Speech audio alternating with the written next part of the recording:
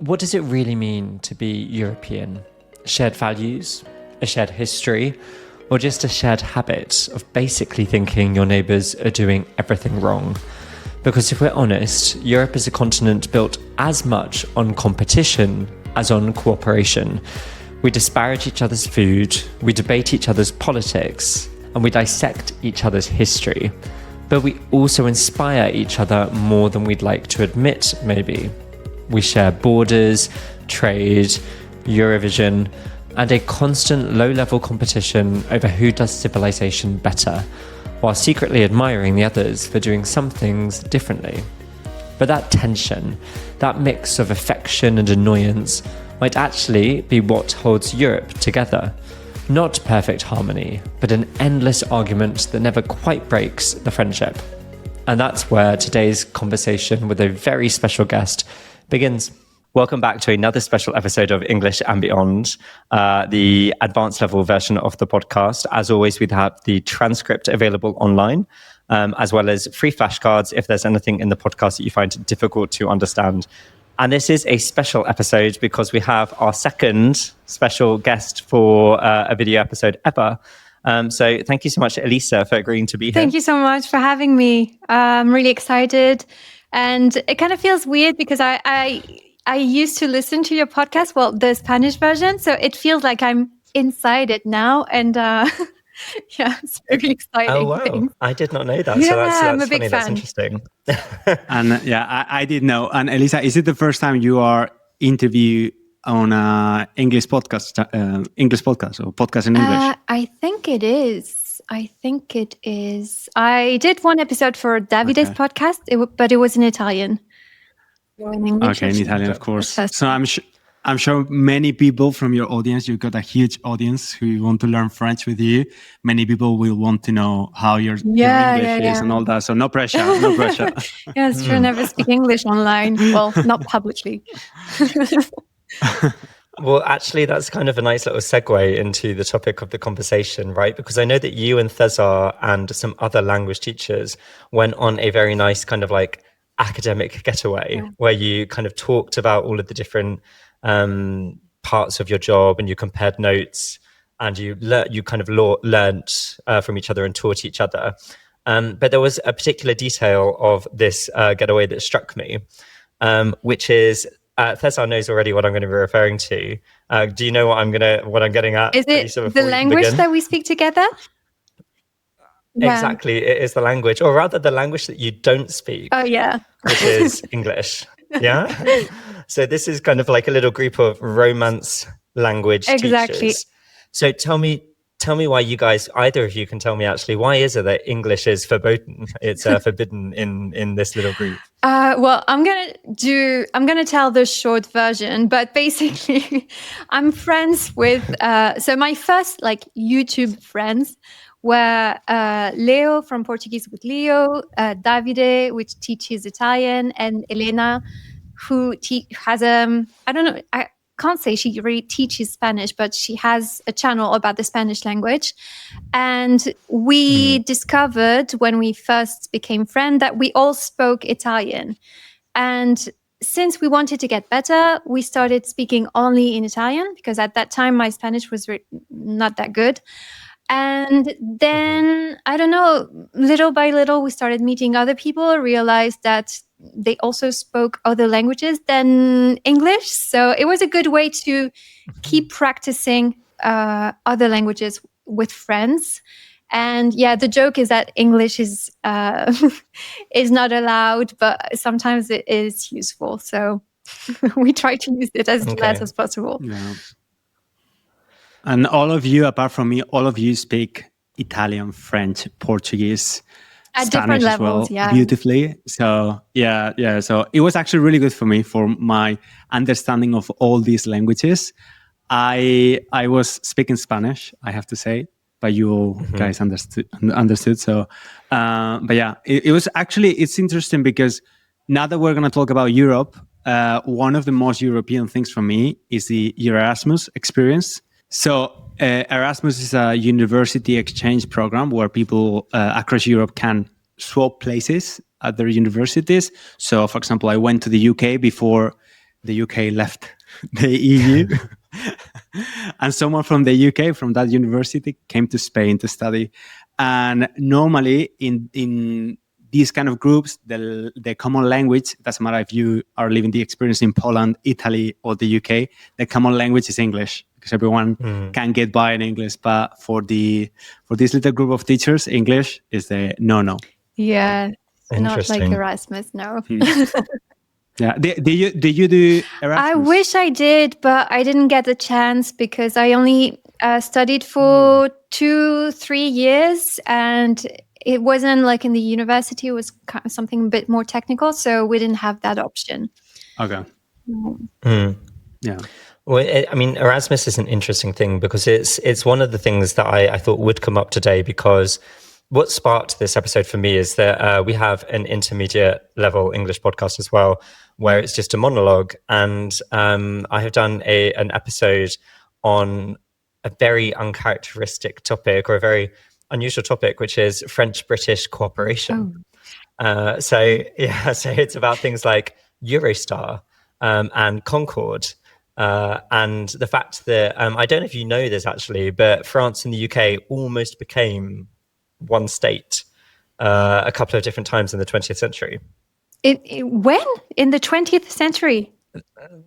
Yeah, like on two different occasions, I think. I'm going to listen to that episode. It's so interesting.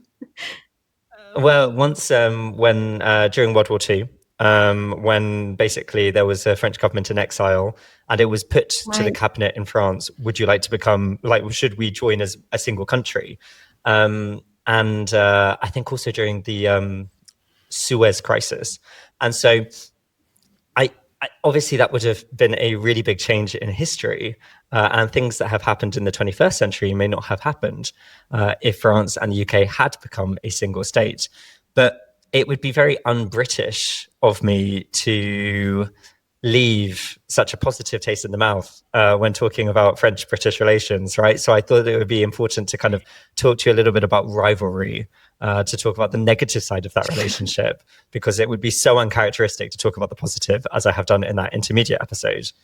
So we thought we'd bring in César as well and get a little bit of kind of holistic European rivalry, because it's not just kind of, there is, well, actually, I'm going to start off by asking you, Elisa, do you think that, and this is something that I've talked about in this intermediate podcast, I'm interested to hear what you think. Do you think that the French-British relationship is special? I think it is. I'm not sure it's the same in both ways. I don't really know what the British think about the French. I'm sure it's not, overall, I don't think it's very positive. I mean, they call you frog, I think, right? I don't know, of course. like how often, or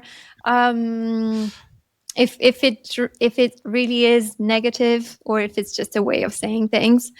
But I think it's the same way when French people talk about the Brits. Usually never really positive, but in a friendly way. I don't think it's that serious. Yeah, like maybe a sibling rivalry, because we're very similar countries in many ways. But I mean, I have a theory that I think the Brits are much more negative and a little bit more obsessed with the French. Oh, really? Whereas I think because I think that basically my point of view on it is that looking towards Europe, France is all that we see. And so like France is Europe for the UK. Whereas France has so many bordering European countries that the UK is just one of many. Yeah, we have lots of rivalries with other countries. We're kind of in the middle, and we have beef with everyone. Yeah, exactly. So what do you think about that, César? Do you think that how do you perceive kind of France and the UK as a Spaniard? Do you think there's a difference between the different countries, the relationships with them? How would you put it?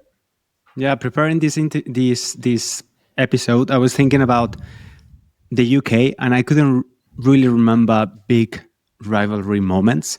But with France, when I was very little, I remember watching on the television on news how it was probably like a commercial war, but basically the Spanish lorries trying to cross the border exactly. of France, they would get cut off by the French farmers, and they would, remove all the take out all the fruit and throw it away. Like there was like a really big commercial war between France and Spain, and it was the first time that I thought, what is this? Why are these French people so mean to us?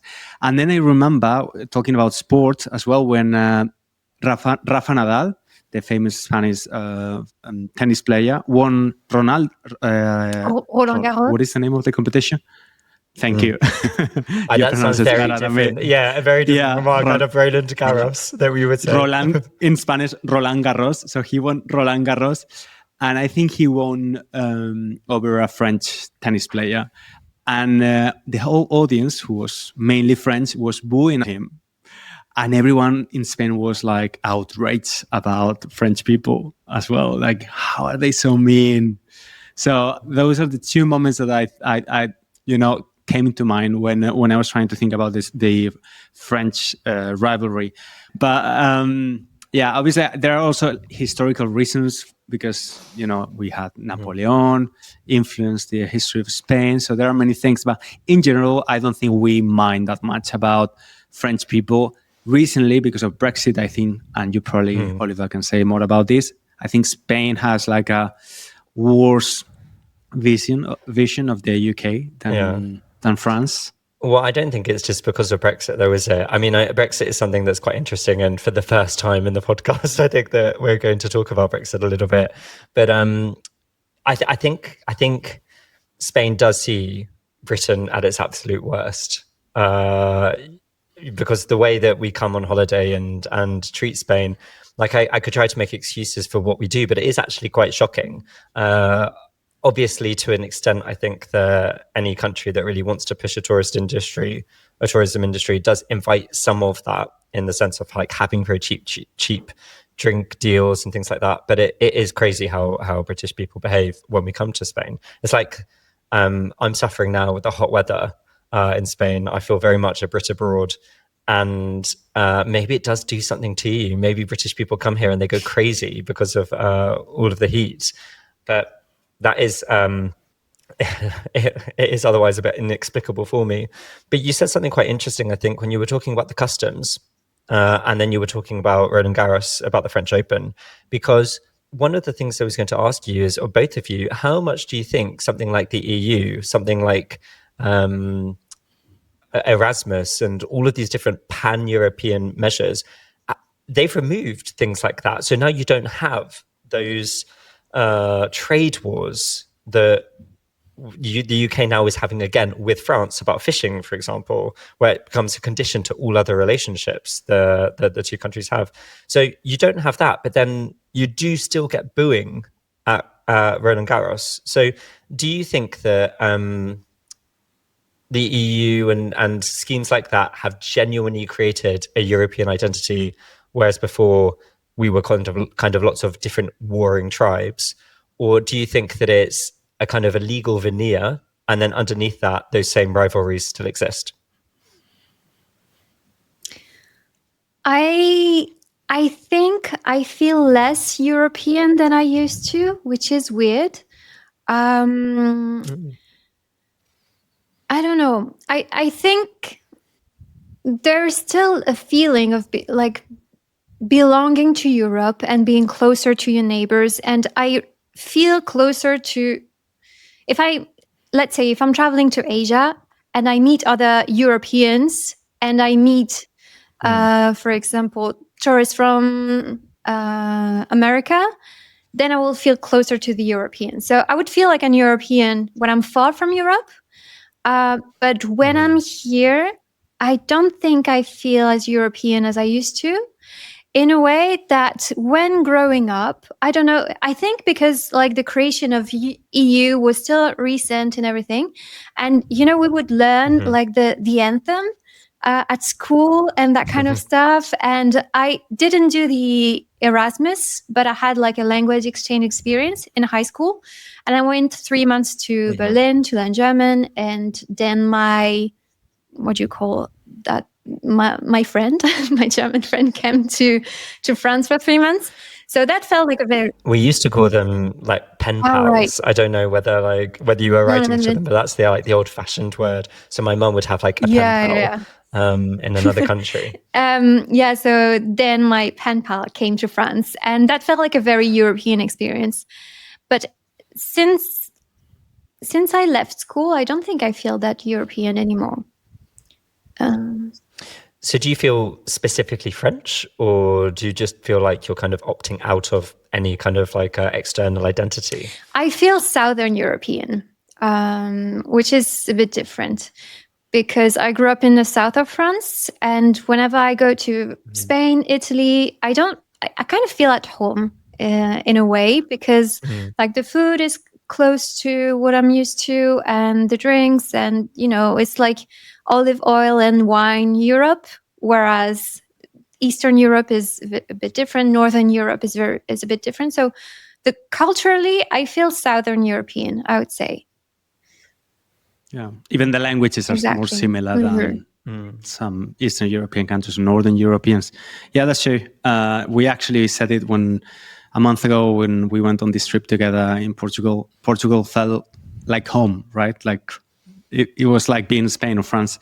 In my case, I think the fact that I stayed in the UK for 10 years, I moved there, I did my Erasmus, but then I stayed because there was a huge financial crisis in Spain, well, everywhere, but in Spain it was even worse. 50% of people my age was unemployed. So the UK was, for me, I became an immigrant then. I wasn't a student anymore, I was an immigrant. So the opportunity of going to a different country because of job, family, health reasons, for me, that's very expanding, knowing that if I don't want to live in Spain for whatever reason, I can move to France or Italy or Poland. That makes me feel at peace as well. So that's what, but I don't think about my European identity that much. I think about my Spanish identity sometimes, like, oh, this is so Spanish, the thing I'm doing. Or sometimes if I compare my culture with an American from the States, for example, I would say, oh, this is so European. And I might say to this person, I might say to this person, oh, this is very European instead of this is very Spanish. But yeah. That's interesting, actually, because I was going to ask you, and maybe you've answered it just now, whether you agreed with Elisa about when, if you're traveling outside of Europe and you bump into Europeans and you bump into some Americans, whether you feel closer to the Europeans, whether you feel more European than kind of Western. Is that the case for you as well, César? Yeah, probably, yeah. Because it's very interesting, because for me, like, I feel much more. When I've lived abroad outside of Europe, when I lived in China, I had European friends, I had Chinese friends, and I had American friends, and I absolutely felt closest to the Americans. And I think it's interesting that even though I could communicate with all of those people, there was a shared language with at least everybody. Maybe it's because of the native Englishness and the similarities in our culture, but I think there is a special link between the US and the UK, even if it is unpopular right now to say or think that. But it also, that kind of reminds me to come back to the kind of question that you had, Elisa, about what British people think about France. And I think that it's interesting because in our increasingly polarized world and an increasingly polarized UK, I think that you get like two extremes of opinion, which is for lots of British people, like France is really aspirational. I think lots of British people would love to be French, basically, because they view it as kind of more cultured. They view like the food is unquestionably better. They view as being like very integrated into Europe. And a lot of those people, I think, would love to go back into Europe, back into the EU, and kind of they go on holiday in France and they want to, they really love French culture. And then I think you get another big chunk of people that kind of view France as everything that's wrong with Europe, everything that's wrong with the EU, always kind of scheming against the UK. And I think that you really do get like really two big extremes now, in a way that I don't know whether this used to exist, but that is the sense that I get nowadays when I talk to people. You get some people who love it and some people who decidedly don't. Yeah. That's really interesting. I remember a few years ago, I went to London. That was already post-Brexit. And I thought, okay, so I've lived in Paris for a few years, and I think it will feel like any big city in Europe would feel. And I wasn't expecting to feel so out of place, or I don't know how you would say it, but in French we have this word, this verb actually, which is dépayser, when you feel like you're in a very, very foreign country, something very different from home. And the time zone was different, the money was different, the electric plugs were different. So for a very short weekend, I thought that everything would be very easy. And for some reason, I really felt like it was so different from France. And I wasn't expecting that. I was expecting it to be just a big city, big capital in Europe. But it really didn't feel that way. And I was very, very surprised. Okay, that's really interesting, because I'd never really considered that. I suppose, I mean, I've been to Paris. The driving, sorry, I forgot the driving. That was dangerous. Oh, the driving. That was dangerous, did you say? Yeah, well, I mean, I know every time I cross a road, I look both ways, even if it's a one-way street, because I have had so many near misses. Yeah, but it's a good thing that they write it on the road, because I almost got hit by a bus. Like everyone on the sidewalk was like behind me, and they were always like, but nothing that happened. And that's, especially because in the UK, there is a total culture of cross the road. As soon as there's a gap in the traffic, you cross. Yeah. I don't know what it's like in France. Yeah. In Spain, it's a little bit kind of like people make up their own mind occasionally. But in Germany, as I've talked about before, even if there's no traffic, you are waiting on the side of the road unless you want someone to shout at you. We don't do it the German way. We just cross whenever. So we haven't talked about Germany. Talking about Germany, do you think Germany might be like the common enemy among many European countries? Because in Spain, at least for a while during the financial recession, we were like really annoyed with Germany, because all the decisions, all the cutbacks came from Germany. It was Angela Merkel, forcing all these cutbacks on us. So we were like again and again and again, and saying to us, oh, you are not productive enough, you are spending too much money on this. And obviously for like normal people, working class people, were really frustrating, seeing how you couldn't pay your mortgage and you were getting cutbacks on health, education, and all that. Was it the same in Germany? In France, the UK? Have you ever felt that Germany was like the bossy country in Europe? Not really. So Well, France is quite powerful. Yeah, that's the thing, because they say, that France and Germany basically created the EU, and since then they've become like the powerful couple of Europe. Power couple. Couple goals of Europe. But so we didn't see them as better than us, but more as some like, we have to work with this country and take decisions together. And still, I think France always felt like a very quite powerful country in Europe. So it didn't feel like Germany was the enemy. I suppose that, as you were talking about, France and Germany do have, in many ways, an equal relationship, in the sense that for example, kind of the military of France is taking on more importance potentially in Europe's future, and Germany, that doesn't really have a military in the same sense. It doesn't have nuclear weapons. It is more reliant on France, right? And I think France's foreign policy has always been kind of arguably leading the direction of the EU's in many ways, without getting too political about it. But I suppose the other thing, César, is the UK always sat a little bit outside of these things, because we never had the euro. I don't think that we were involved in a lot of those decisions around kind of debt levels.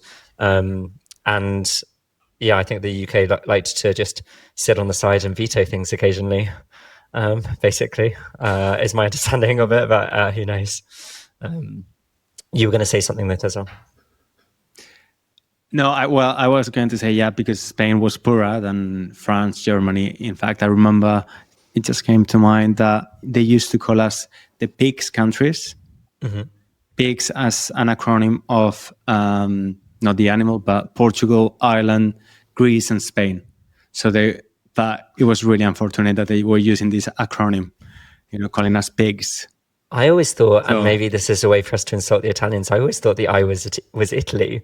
No, it was Ireland. Oh, interesting. I never knew about that. Well, what about the pigs? Yeah. You'd never heard of the pigs? I think they did it on purpose. They could have chosen like the gips. Yeah, exactly. Exactly. I'm sure they did it on purpose, yeah. I'm sure they did.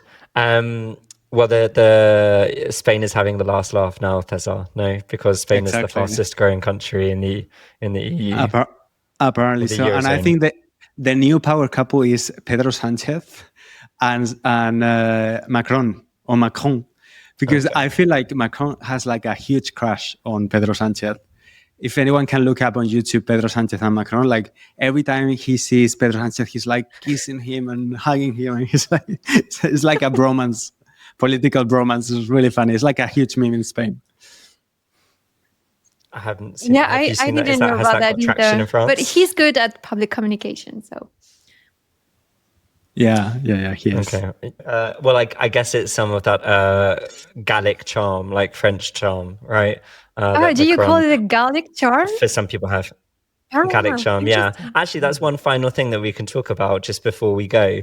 Because what is the word in France? Is there an expression or a phrase for when people leave without saying goodbye to anyone at a party? You're sick of the party, you're done, you've drunk as much as you want to drink, you're like, I'm done, I'm going to go home. But I can't be bothered to say goodbye. Because in Spain, for example, you would have to kiss every single person at that party. So you just leave. Otherwise, tú te vas a la francesa. You go like the French way, we say. Well, I was going to say, because in the English, it's also a French exit. Yeah, in French, we would say filer à l'anglaise. So leaving English style. I'm pleased that we are important enough for French people to actually insult us in that way. Many idioms with the word English, I think. Okay, lovely. All of them negative, I guess. Probably. Perfect, lovely. Okay, well, before we do go, Elisa, I know you have your own podcast for people who are trying to learn French, and I'm sure there'll be many Europeans amongst them. So tell us more about the podcast. What is its name, the focus and everything like that? So the podcast is called French Mornings Podcast. I actually have a YouTube channel, which is called French Mornings with Elisa. And I have a separate channel for the podcasts. It's just French Morning Podcasts, and it's available on YouTube and also on streaming platforms. And the idea is just that I wanted to talk about more cultural and historical topics and in a very chill way. And I also started interviewing people so that the students can listen to very authentic conversations with people who are really not into the education space. So they really don't pay attention to the way they speak, and they would use idioms without, explaining them. So it's been really, really fun having these guests, and that's it. So. And they're really fun to watch. Like I told you, when I do cardio at the gyms, like 3 times per week, because I always watch one episode, and it's really, really useful to have the subtitles as well, like accurate subtitles in French. And even though it's like advanced French, it's easy to understand. Oh, good. If you are like intermediate like me. So thank you. Welcome. Yeah, I know you both are learning French. I'm happy that you're listening to the podcast. Yeah. Thanks. Well, I was going to say, since César is learning French, when is he going to be a guest on the podcast? When are you going to do that, César? Maybe after Montpellier. I just need a couple of weeks in Montpellier. Exactly, because we're putting our money where our mouth is and going and doing a residential language course to improve our French. Yeah. So exciting. Thank you very much. Thank you very much, Elisa, for coming on the podcast. And why don't you sign us off in French? Something with a very beautiful French accent. Sorry, should I say bye to everyone in French? Yeah. Just in a very nice charming way. Merci beaucoup de nous avoir écoutés et on se dit à très bientôt. Well, lovely. How could anyone British hate that? Thank you very much. Thanks. Thank you. Merci. Thank you guys. Bye-bye. Bye.